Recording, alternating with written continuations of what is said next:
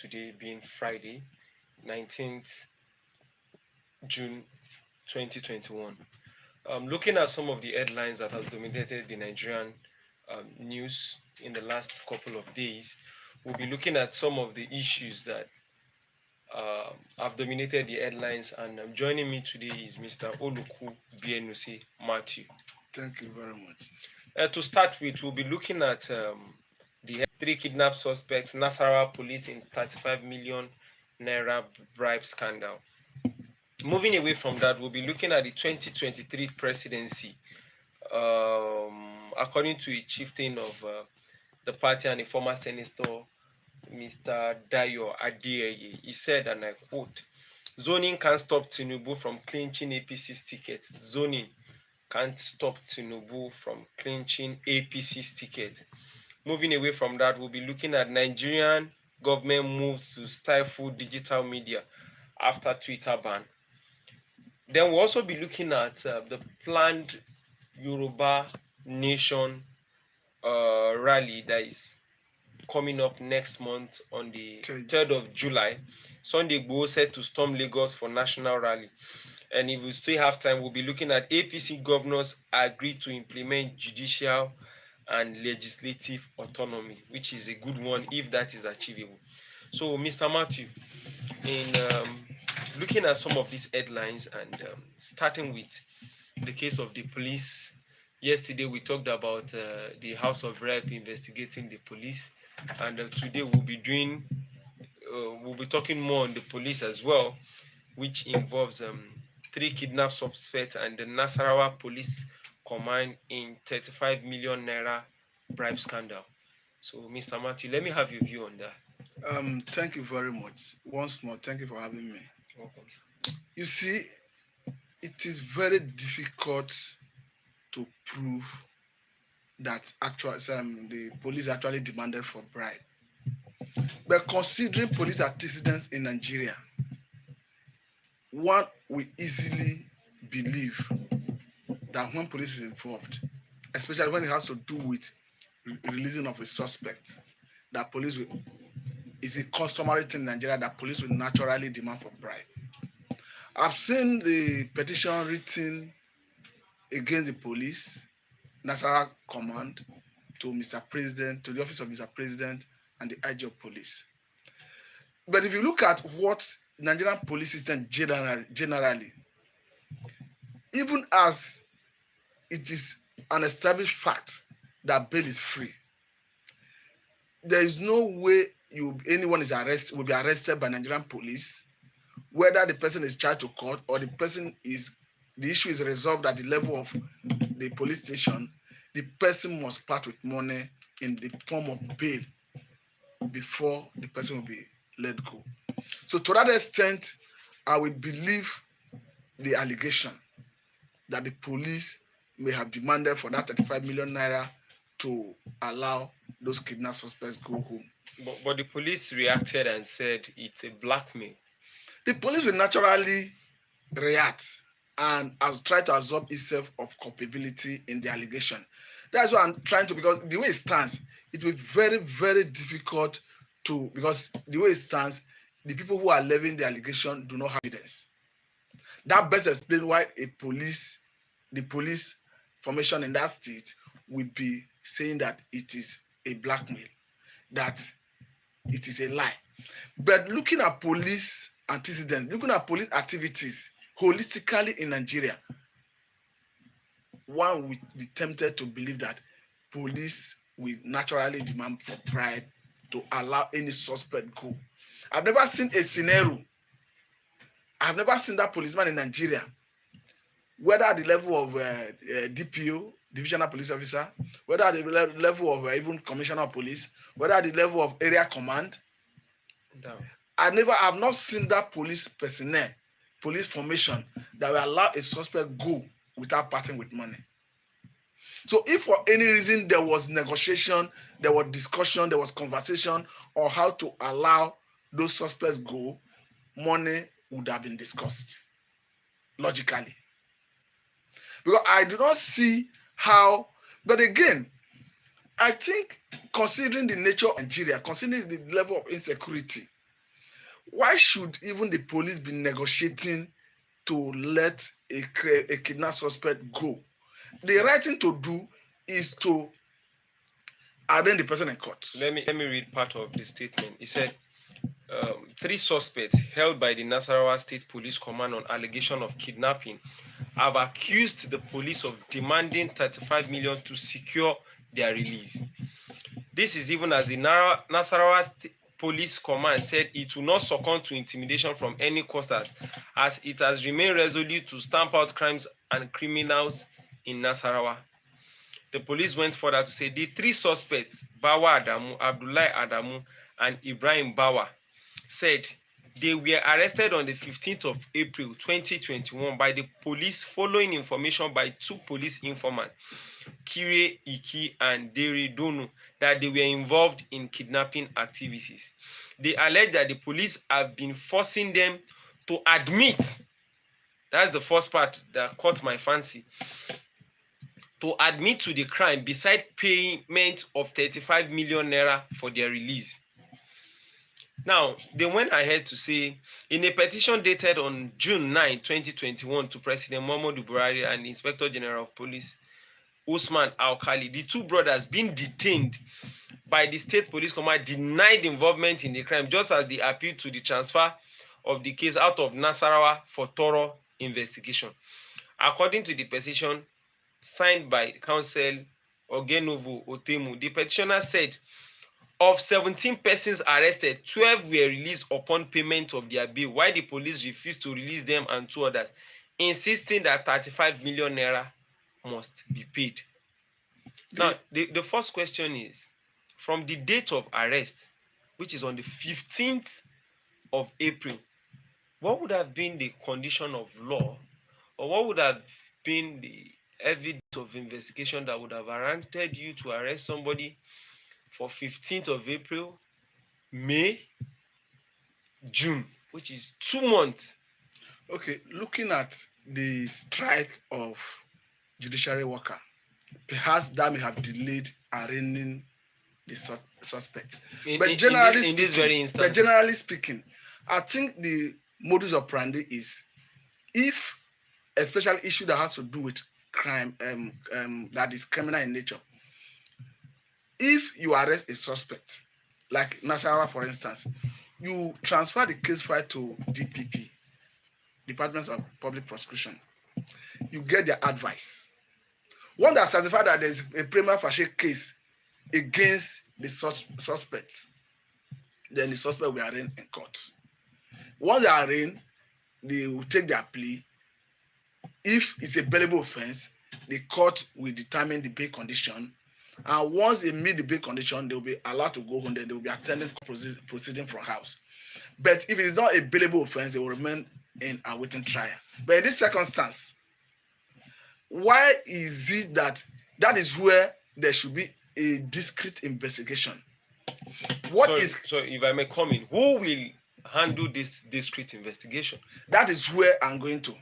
Because it's unfortunate that we go judging by police antecedent too, we cannot rely on police authority to investigate police allegation against police, because it is not going to yield any result.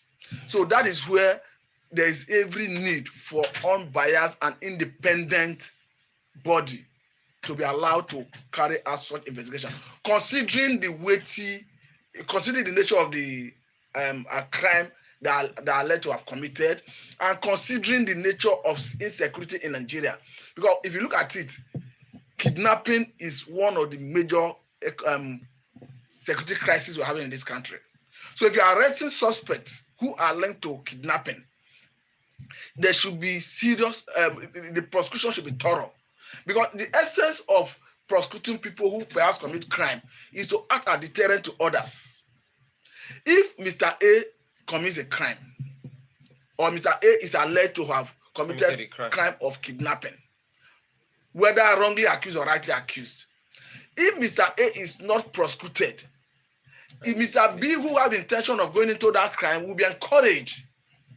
So that is why it's good, if there is any potential criminal, you make sure that the person is prosecuted, that the court will make a pronouncement to deter other people, other potential criminals from going into the same crime. So on that note, I'm thinking that there should be an independent panel that should investigate what actually transpired. Because the way it stands, the police cannot be judged in their own case. If you subject this investigation, allow the police to carry out the investigation, we are not going to see any meaningful result out of it. For me, we need an independent body to carry out investigation so that we can get to the root. Now, in order to read, because according to this the report, there were 17, and out of the 17, they granted bail to 12 after payment of their bill. Now, the question is, can we categorically say those 12 did not pay huge sum of money before the police released them? Logically speaking, judging by how people are released from police, even in cases that is not even as, it is not in any case, it's just that the amount of money that will be paid will vary depending on the nature kind of the case allegation. Judging by police antecedent, I don't see any, logically speaking, it is not possible that a suspect will be let go from police detention without paying any amount of money for his release. For viewers at home who want to join in the conversation, you can please call the number 090-255-37142. 090-255-37142. Now, the argument now is, at what point did police authority submit the case file of those people in question to the DPP of that state for purpose of getting advice from them on how to proceed about the prosecution? And again, is it that police have not yet concluded their investigation? And if they have not concluded their investigation, how long does it take to wrap up such investigation? So police definitely have question to answer in this circumstance, the way it stands. Because if you are keeping a suspect for 2-3 months, what have you been doing all this while? The proper thing to do is to transfer the file to Department of Public Prosecution in that state, get their legal advice. If a prima facie case has been established against them, then arraign them in court. It's possible somebody can be arrested based on petition, because from what I can understand, it was based on police informant that gave them the information that led to the arrest. So it's possible somebody could be forcefully accused. And if police do the investigation and discover that that person is not linked or is not involved, is not culpable in the likely allegation, the natural thing is to allow such person go. But so for police to have decided to keep them in custody, maybe they don't have money to pay bail. That is where we need an independent body to do the investigation.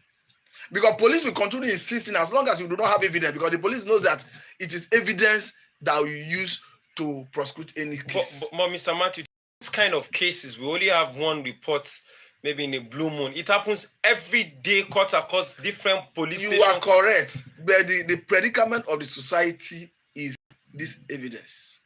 That's why I suggest that even if Nigerian system, if Nigerian government, if Nigerian police high command want to get it right, I think there should be a system that will ensure that every policeman on duty should be on camera, on body camera. Then they will take some of the family members. Look at what I'm trying to say in essence. Of the people. Look at what I'm trying to say. If there is a body camera attached to any policeman on duty, there's a remote site where you have personnel who monitor what is happening in the field. Sorry, let me come in. The system, from what we've observed, I have observed a little bit for those of us who stayed close to some of these people within the paramilitary and the military setup. They will call a relation of the person involved in such cases, take them far outside the station. Sometimes they will even collect your phone number while you are writing your form. If you are writing a complaint. Maybe I should explain further. Okay. If Mr. A, who is a police sergeant, for instance, is not seen within 2 hours from the remote site where they are monitoring the activity of people in that jurisdiction, he should have a question to answer. Let me come in there. They will On call. no circumstance should you be outside. Of course, if you have body camera, I'll give you an instance. When Osama bin Laden was killed by American forces, George Bush, if I can remember, Obama, who was the president was watching it live. What does that tell you? It tells you that the people who went for the operation had body camera on them. There's one, is it a Al-Qaeda leader or one terror leader that the American government mobilized military dog against, and they went to Syria to kill the man. The chopper that flew them from the capital of Syria to the location flew like 1 hour before they got to the location. What am I trying to say? The man, they released military dog against the man. The man ran into a tunnel, and the man detonated explosive and killed himself. The dog did not die, but at every level of the operation, American government had video clip of what transpired. Can I say something? Yes. In looking at, it's a personal observation as a result of series of encounter with the police. In looking at what they, sometimes some of these samples in the sane crimes, I love using the term sane crimes, alternatively will fail in unsane crimes. No, not Nigeria only. But what I'm saying generally is there should be a shift from the status quo, from the natural way of doing it. It's true. So that we can, because it is an established fact that Nigerian policeman, if he have the opportunity to demand for bribe, he will jump at it.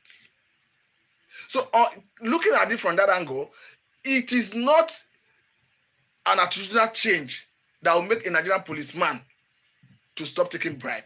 It is when there is a check in place that we unravel his activity and put him on check. I think that is what will deter a Nigerian policeman from taking bribe. It's on that basis I'm thinking that if you have policemen who are on duty, have body camera installed on their body, and there's a remote site where you have designated personnel who man it, and under that circumstance, it is not just limited to police authority that will man that remote site. You can have civil liberty organization members, Nigerian Bar Association will have representative, even some respected religious institutions will send representatives. Which is, you have to do that to monitor all the police stations in Nigeria. If that is what we need to get it right, if you get the policing system right in Nigeria, so many things will fall in place. Yeah, I think getting to that stage with the level of infrastructure we have, it does not really seem achievable. Okay, now. Do you understand what I mean? I understand. I quite appreciate the angle you are speaking from. For you to get cameras for all the police officers in a particular police station that will be handling cases. And do you know the numbers of cases? Because I happen to be very close to the police. I go to the barrack very well, even to the army barrack, as a result of the relationship of my parent, and we were in the force, and my uncle too was somehow in the army. So if you know the numbers of case file, complaints that come to the station, sometimes they are short-staffed. So before you get cameras to mount on their bodies, these people will close and call the people who they would have collected the statement from. I'm talking from experience. Well, anyway. No, Nigerians or criminals will always have a system they have a way of beating the system of what you've not planned. The average policeman will engage in argument. But generally speaking, we should think out of the box. Yes, it's true. But I'm trying to look at how the solutions will work. The reason I'm saying this is this. If you ask me, I will say based on logic, police actually demanded for that 35 million naira. No, you don't even need to debate that. Now, the issue is this. The issue is this. The police will always ask for evidence. And you and I know that without evidence, you cannot hold anybody. Knowing fully well that the man in detention will not be able to have gotten the evidence to nail the person demanding. Of course. So if you look at even from the Bible point of view, it says out of the mouth of two, witness is established. So even God himself have established that. And the man who know that you do not have evidence to prosecute him You might be surprised that what will come up next as a result of evidence the police might produce in court might not even be an allegation. So what we should be doing now is, what is the way forward? Because you cannot be asking police to police the society. At the same time, the Nigerians are the receiving end of the excesses of the same Nigerian police, who are being paid by taxpayers' money. Yeah, maybe the callers will help, because I'm trying to look at what will be the best solution. The police is a product of the society. Technology is the way to go. Mr. Matthew, it's true, technology is the way to go. Does the Nigerian government that we have will be willing? Do you know how much is the police salary if you check? Now, let me tell you this. If every willing adult in Nigeria that decides to use an Android phone, I didn't conduct any survey, but I just want to make an instance. If every adult in Nigeria that is willing to use an Android phone, let's say 80% of them have access to it, I'm just making an instance, then what is it that if Nigerian government decide, what is the number of Nigerian police? I don't have the figure anyway, but I think the resources is not an issue in this circumstance. If Nigerian government decide to buy as many body camera as the number of Nigerian policemen we have in Nigeria, I don't think obviously you might not need camera for all of them, but there are some people who handle some kind of profile cases and investigation who need to be monitored strictly. There are some people in some location and beats who might not really need much of the camera. I'm looking at a reasonable number for those who always engage them, maybe on the road, in station, their investigative department. Because what I'm saying it is, Nigerians have been suffering in the hand of Nigerian police. If you go and conduct a survey on what Nigerians pay for bail, the result of the survey will surprise you.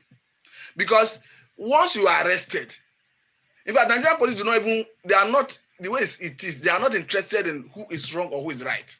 The man who comes to lay allegation is always right. Especially if he has money. Yes. Even when they do not have money, what police normally does is they will go for arrest. By the time they get the person arrested, they will demand for money. By the time they discover that one is even is living in affluence, for instance, and that may have given them enough money, they will go to the other man and tell that man that this case you are looking at, that this man is not culpable, that there is no law holding this man, that you better give us money so that we talk to the man, so that the man can allow the case to die down, that this man can turn back against you. So they are like two-edged sword. They are only there because of their pecuniary interest, because of that monetary inducement. Unfortunately. And unfortunately too, it is difficult to hold them to account, because even if you go in there, you are arrested, you pay for bail, you do not necessarily have evidence to come back to prosecute them. So it's we are in a dilemma. A serious dilemma. Okay, for viewers at home who want to join us in the conversation, you can please call 090-255-37142. 090-255-37142. Mr. Matthew, moving away from the police, it seems the police is really making headlines in recent times. I just feel we need to move away from the police and these their charge and bail issues. Quick into the presidency issue. 2023, zoning can't stop Tinubu from clinching ticket. That was credited to Senator Adeyeye. So what do you make of that? Because according to him, he said with or without zoning. Let me first of all look at it from the point of the Constitution. Constitutionally, there is no law on zoning. To that extent, whether a Tinubu, an Atiku, a Jonathan, myself, yourself, any other person for that matter, who is eligible to contest, have right to contest. Now, looking at APC as a party, and looking at what determines who win an election at the level of primary, I think a Tinubu is a man to beat in APC primary. This is not far-fetched. One, he has the resources to throw around. If you have followed any electoral campaign, especially primary election in any of the leading political parties in Nigeria, you will discover that it is a money politics. It is always money politics. Mr. Matthew, I beg to differ. In the last general election, Buhari was not the richest in that election of the party. What you do not know, or what you that didn't come to the public space is that there are people who bankrolled Buhari's primary election. What makes you feel there are no other people in APC that might bankroll other? I'm not saying. I say he's a man to beat. Not that other people will not give him a run for his money. Okay. Now, because normally what they do is they go for the highest bidder. I mean the delegates that will go for the election. Especially if you are going by indirect primary, where you have delegates who will decide the flag bearer. In that circumstance, it is always easier for the aspirants to manage the situation because they are dealing with limited population, as in the delegates. What they do is they do their simple calculation. They have a way of checking what their opponent is giving. No, the delegate do tell them. And now, they are insiders. Now, there is always alignment, realignment, and all that. If you look at Tinubu the way it stands, he's already building structure across almost all the geopolitical zone. That is typical of virtually most any politician will do that. Yes. Some people will even tell you that the likes of Rochas have been building. What I'm trying to say years before it takes resources to build the structure, sustain it. You don't understand what because the structure I'm talking about is sorry. What I'm saying is some other argumentators have said, like somebody like Rochas, Okorocha, have started nursing the same ambition and as well have the resources and have been building similar structures even before the You cannot compare Rochas Okorocha with Tinubu. The reason is not far-fetched. Rochas Okorocha is not even on ground in his state. Look at a Tinubu. I'm not a proponent of Tinubu. What I'm saying does not represent my position when it comes to issue at stake. I'll tell you my position after this analysis. Look at a Tinubu. Almost all the political class in the Southwest is as his beck and call. I can understand and agree. For now. I'm coming. I can understand and agree that a place like Ondo State, a place like Oyo State, which other place, it is not, they are not 100% with him. A place like Ekiti, they are not 100%. But if you talk of Lagos State, he have consolidated Lagos State. Talk of Ogun State, he have consolidated Ogun State. Sure. Talk of Osun State, he have consolidated Osun State. So now, looking at it from that perspective, who among the respective or potential aspirants under that same platform have that consolidation in his geopolitical zone? None, maybe for now. No, maybe. Now, you mention of a Rochas Okorocha that have not even consolidated his even senatorial district, let alone his state. But some people have also argued, which I tend to, it's the same argument, that in looking at national politics, if you have been following it critically, Obasanjo never even had his region when he won the election. No, if you talk of Obasanjo, we look at the indices that brought Obasanjo into power. The same is for purpose of this discussion, maybe we'll limit it to, but if you want me to digress, I will digress and I'll come back to this. For purpose of what you just asked, as at the time Obasanjo was drafted into the race, there was political tension in Nigeria.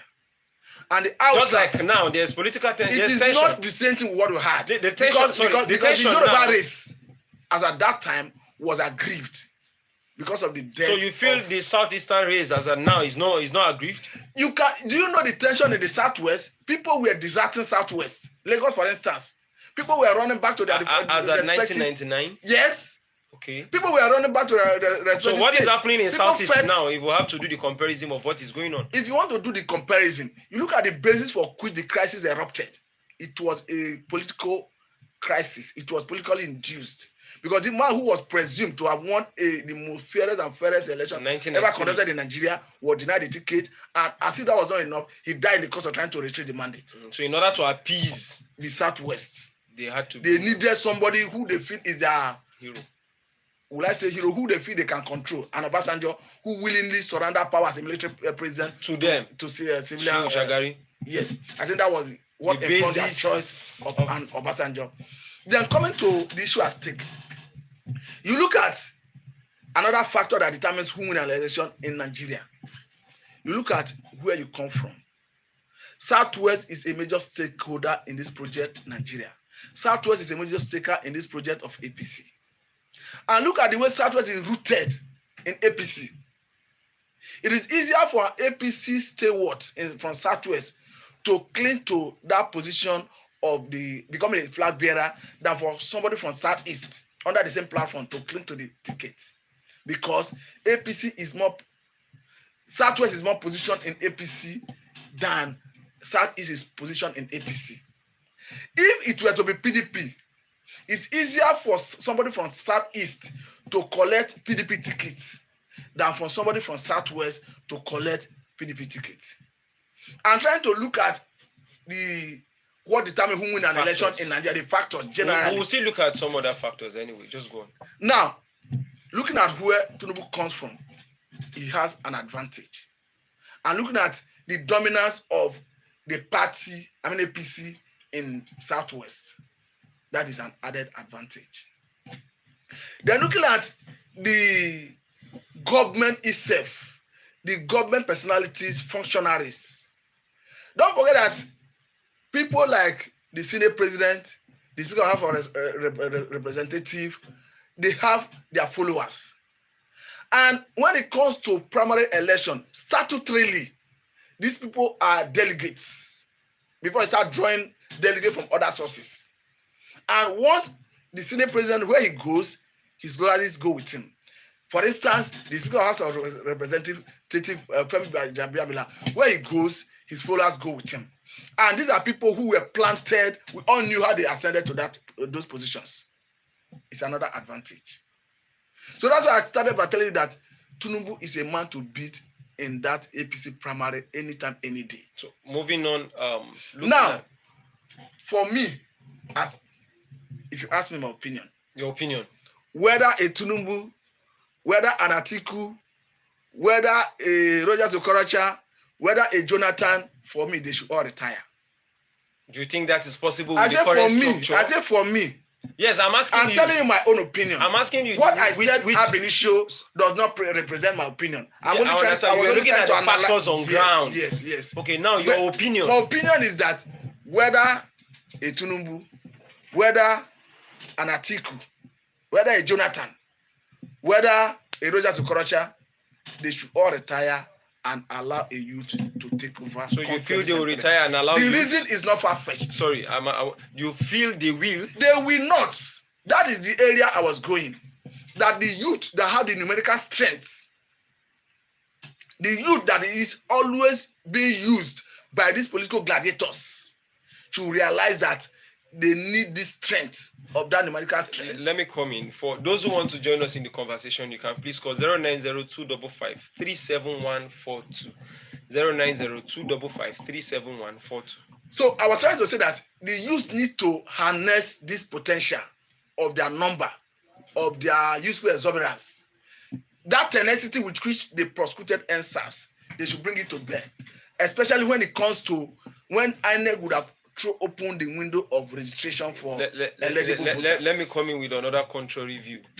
Do you feel, maybe I don't feel so, these youth have the cohesiveness, the coordination to push for a particular agenda when it comes to politics? Okay. That's the first question I want to ask. Let me reflect your mind back to what transpired during NSAS. You see that there was a formidable force. They were coordinated to the point that they had bouncers. Yes, they had some guys. They were cleaning. They had a medical team. It was organized. So if they could do that, but that was not a political. I think the problem is this. I think where the problem is this. What is the driving force that enabled them to have that tenacity during that NSAS? I think that is where we should look at. Because I think the youth felt that this is their fight because they have suffered police brutality over the years. It was like an opportunity to salvage a situation that has plagued the nation, the youth, most especially for years. So in the same vein, if there's advocacy to sensitize the youths to realize that these elders have been mortgaging their life, their future, that there's need to salvage the situation, if that becomes a driving force, and if the youth key into it, they can achieve it. So now the question is, I asked the first question that the issue of NSAS was not a political issue. It was not politically motivated. It wasn't about a presidential issue or a political platform. So it would have been easy and do business without issues. But when the same person comes on the basis of politics, you now start seeing the differences, ethnic and religion alignment coming to play. Having said that, the last election was a big eye-opener. We have a Kingsley Mowalu, we have a Fela Durotoye, we have a Sowore, even Auntie Obi. Where these people in their level, with their level of vibrancy, their level of outspokenness, their level of education, so many of us like believe in some of these guys, Kingsley Mowalu and Fela Durotoye. Any of them, I can go for them. Very vibrant and sound. Their manifesto seems more realistic than all the other presidential candidates that were not saying anything.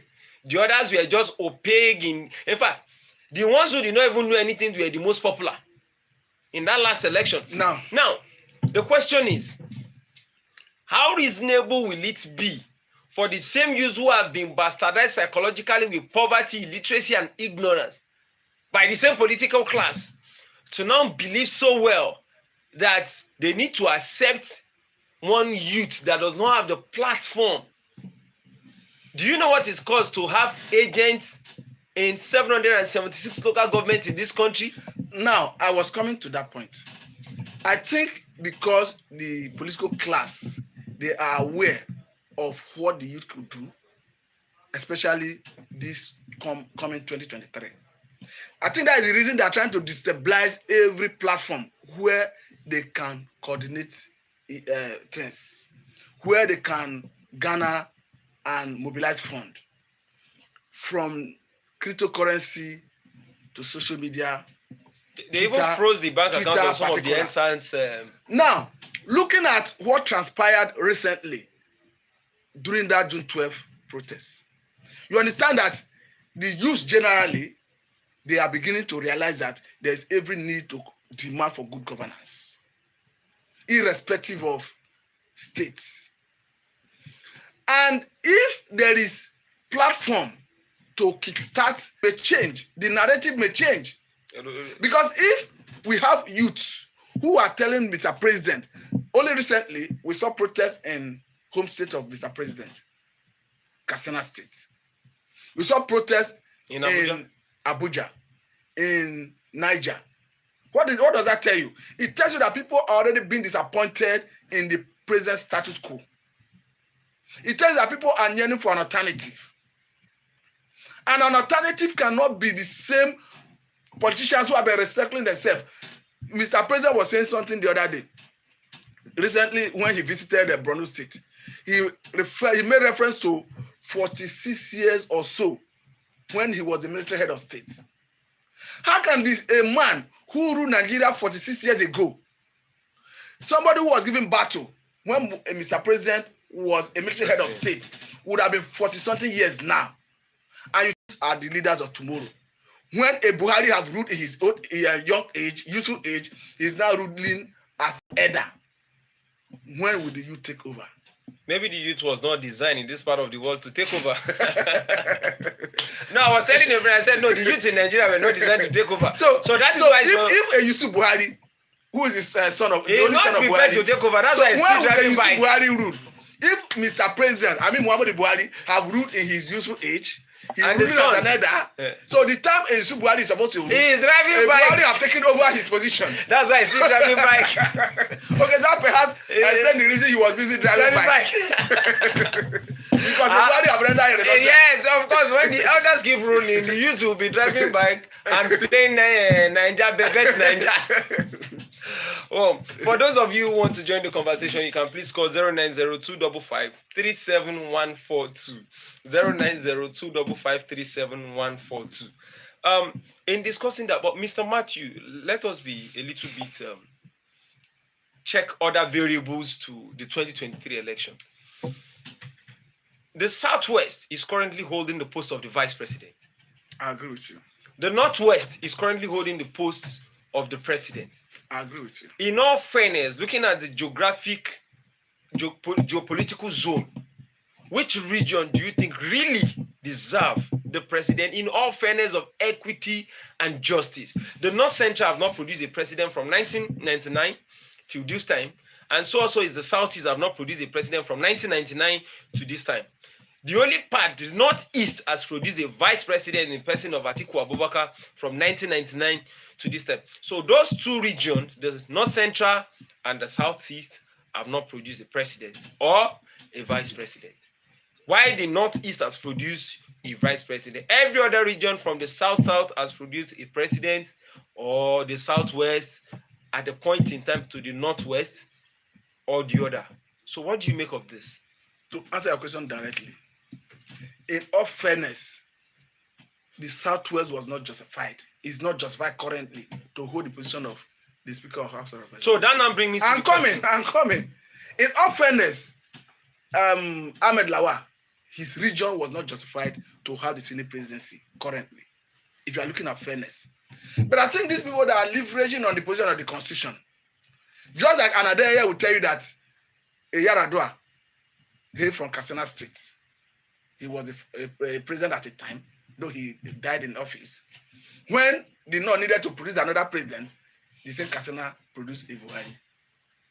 Because they will tell you that they are being guided by the Constitution. There's no zoning, there's no restriction in the Constitution. But I think where the problem lies is this. In as much as the Constitution do not specifically talk about zoning, where the federal government comes into play is this. After all the politicking, because from the point of view of political science, that politics is the madness of many for the benefit of few. Now, by the time you want to start appropriating who gets what, considering federal character, you who is from Katsina State, who have gotten that president, should look at how you can evenly and equitably distribute other positions to reflect geographical spread, so that you be in tandem with federal character. Let me even come in as at that point. In looking at the statement of Senator Adeyeye, he said in the case of Umaru Musa Yar'Adua, you see, some of these people who are spokesperson or some of these politicians are very hypocritical in nature.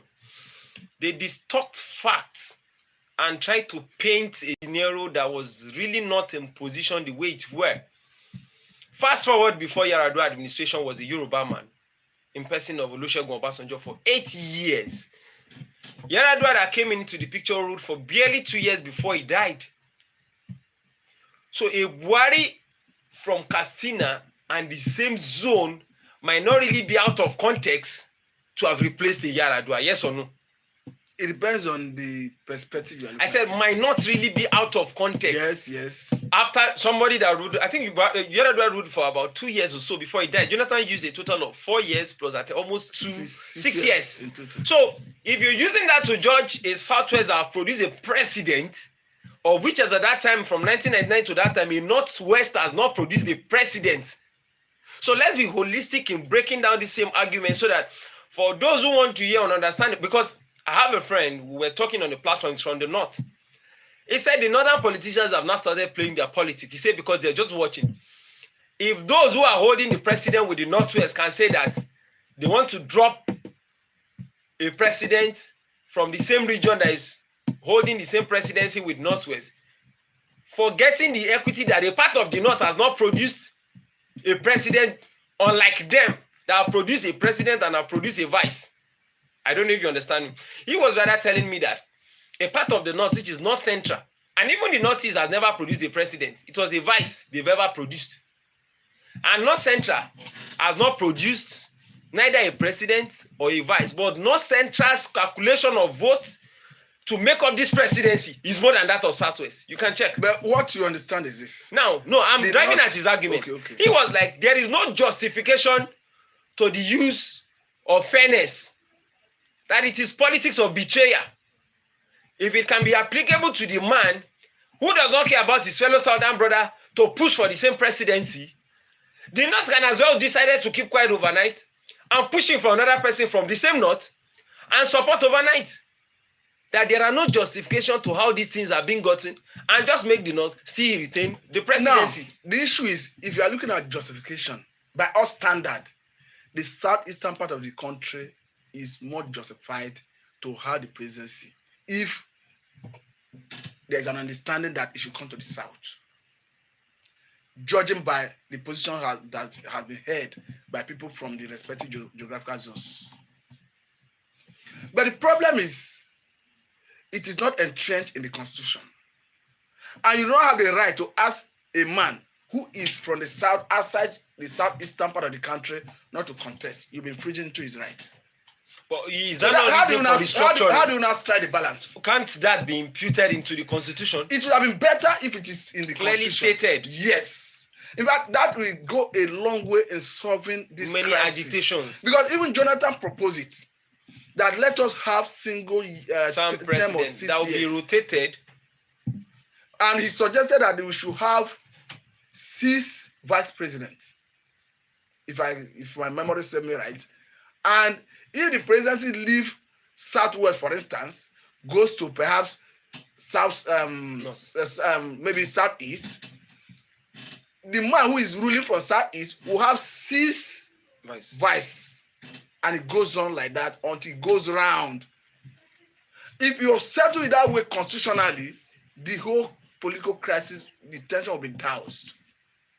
But unfortunately, the political gladiators who know that they have the resources to grab it will not want to. But looking at it in a broader perspective, let's assume Tinubu wins the APC ticket. What if the PDP decide to have zoned their own to the other region? If you look at it from that angle, if a Tinubu wins APC ticket, it depends on who. If a Tinubu wins APC ticket from the south, becomes the APC flag bearer. Yes. It depends on who PDP is feeding. From the if north. PDP feeds a popular candidate from the north, it's going to be a Herculean task for a Tinubu to win the general election. Because some spectators have also. I've told you ab initio that I do not like the likes of these old politicians who are recycling themselves to come back to power. But if by circumstance a Tinubu gets the APC ticket and Atiku gets the PDP ticket, Atiku is likely going to beat him in the general election. The reason is not far-fetched. Because the resources he have, Atiku equally has it. Look at the acceptability. Even in the last election, Atiku is more accepted across board in Nigeria currently of all the political gladiators in Nigeria. So to that extent, if an Atiku becomes the flag bearer of PDP, there's every tendency that Atiku will beat a Tinubu in general election. But there's a problem in PDP. If Atiku picks the candidate of a PDP, the political gladiators from the southeastern part of the country may withdraw from PDP. They have even started threatening that by our standard, in fairness, that PDP should allow somebody from the southeast to fly their flag. Now the permutation is, if somebody from the south... So that is another... If somebody from the southeast flies the flag, do you feel, in considering the political strength of the party structure, is southeast can win down north, up north, fly the flag of PDP, and a Tinubu fly the flag of APC? Considering Tinubu will win the general election. So is the southwest political gladiators very technical in this calculation? You should understand the dynamics of Nigerian politics. The average northerner do not wholeheartedly trust an Igbo man to rule this country. So are the southeast political gladiators very calculative in this their speech? They may not be calculative. For me, it doesn't matter. What I'm saying does not represent my opinion. But that is the only way PDP can win that general election.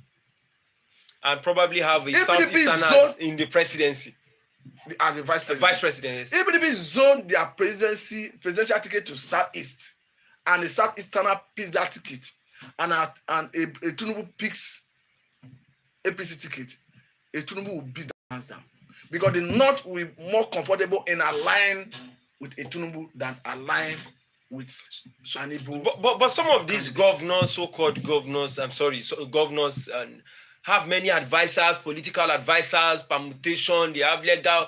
Are they not conversant with the reality? Or these people, it seems when they are in government, they're always far from knowing what is happening. You know what? Or it's greed. You know what happens in Nigeria is this: impunity.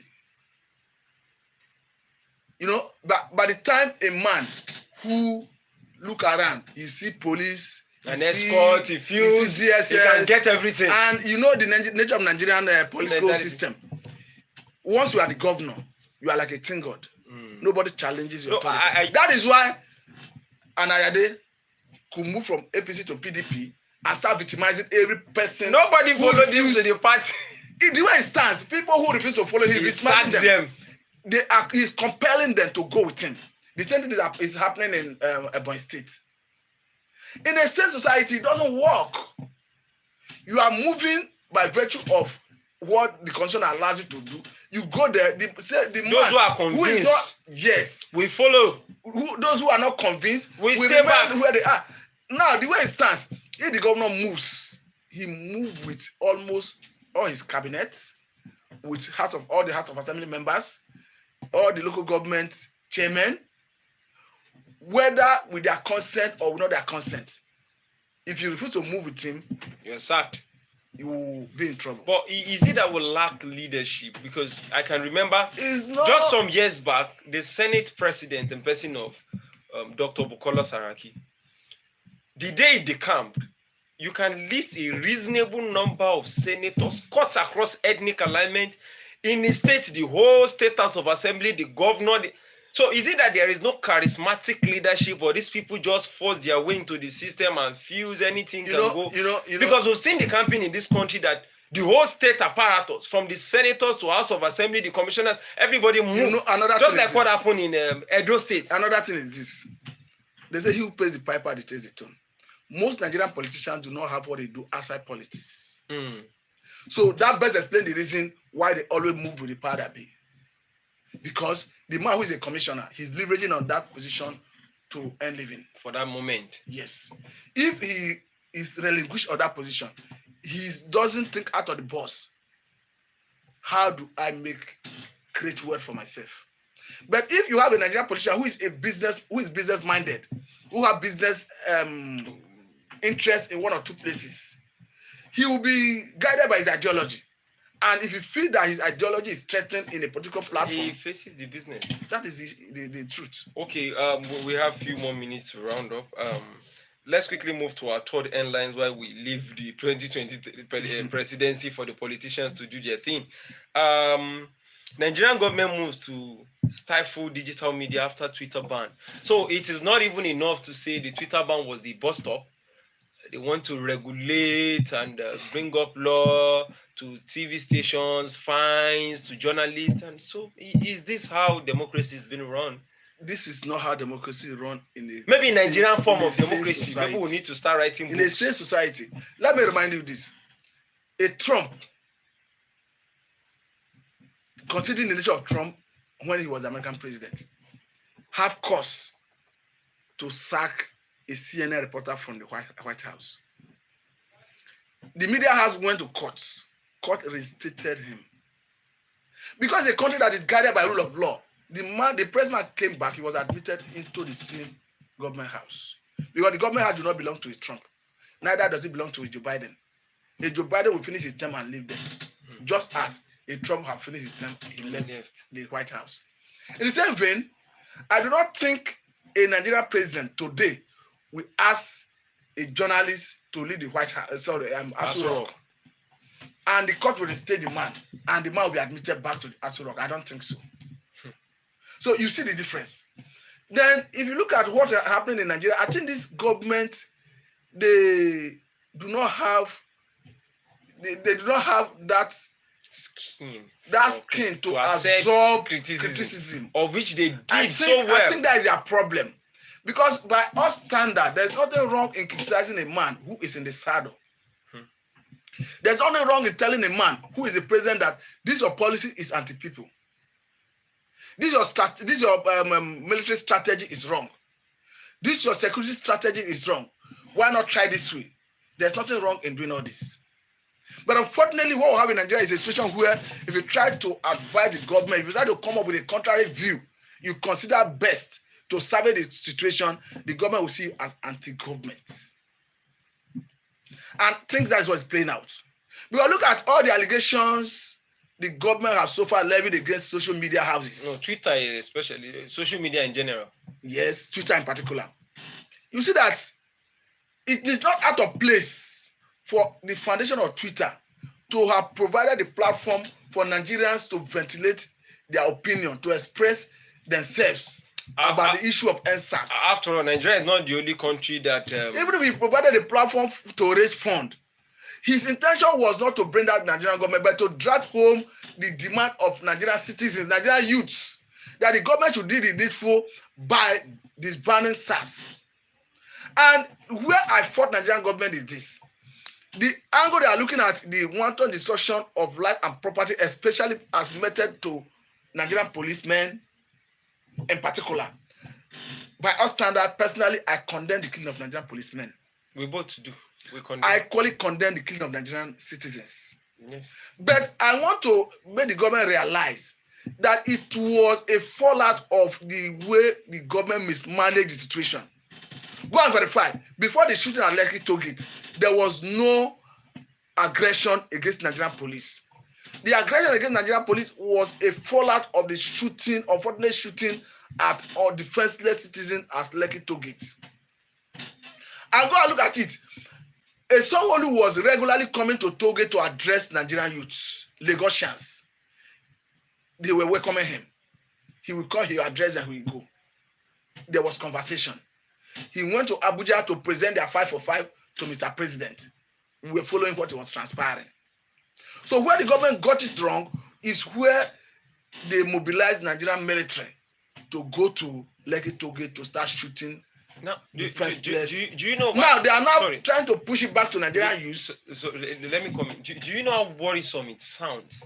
If you read sane climbs before you move in the military,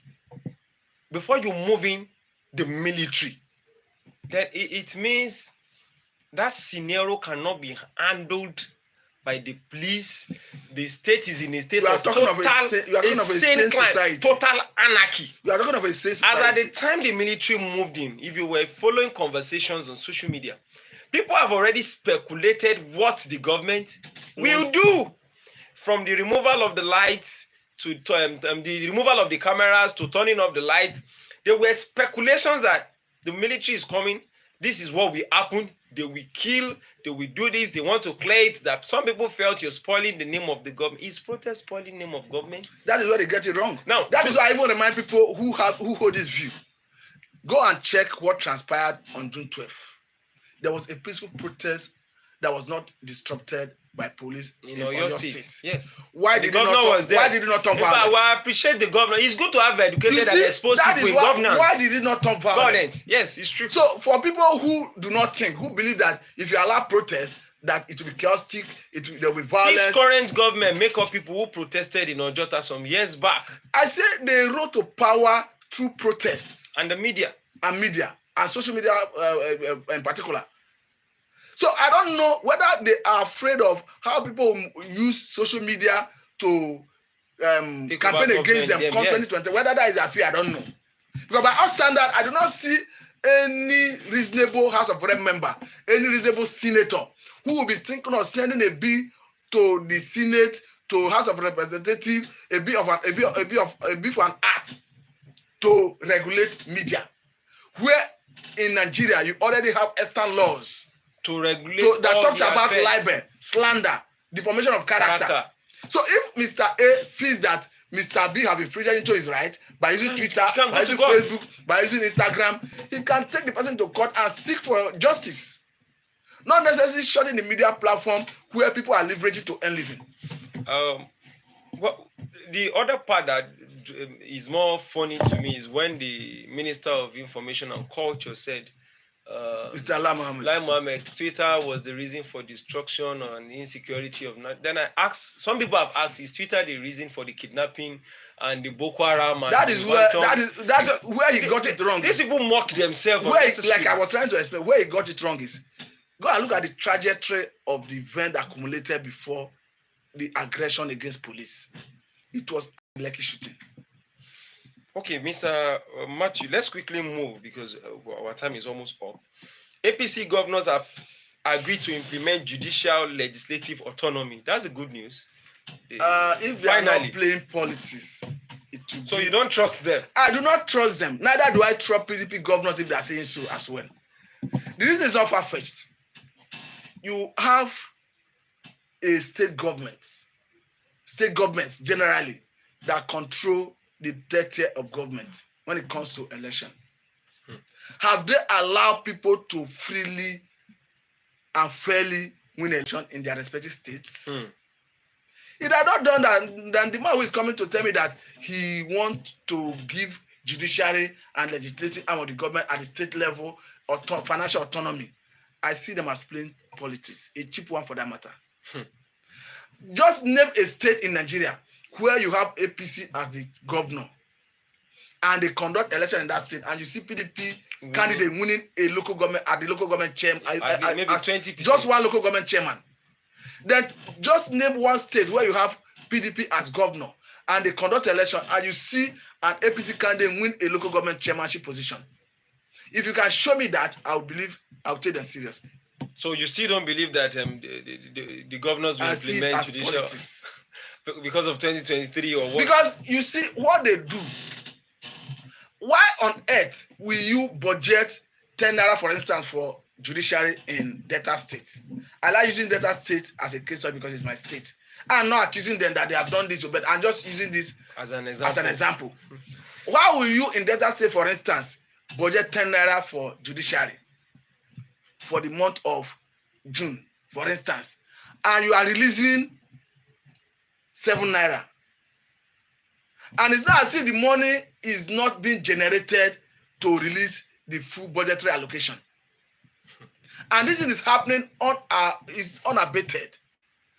And here we are. You are telling me that you want, okay, what is it that was deterring you from allowing them have their full allocation? Then again, why should an accountant general of the states go to Abuja to collect the state allocation, collect the local government allocation because of the state local government joint account as recognized by the law? Yes.